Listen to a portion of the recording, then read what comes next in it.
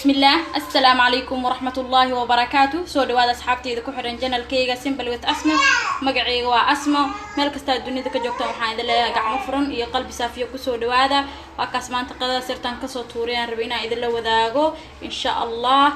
sida uu sameeyay waa 30 daqiiqo wax badan ma qaadanin marka wax yar oo fudud rabay aan ka soo tuuray waa hilibka sirko suqaarka iyo alaabta sirta ka soo tuuray bariiska sirka qof walba yaqaan bariis loo kariyo aad ku fudud insha Allah jeclaysta inaan idin wadaag fadlan hadaan ugu cusubta subscribe noo dheh hadaa hore noola joogi jirtana like ta iyo share ta iyo comment-iga hade hanaga iloobino waa xagaaga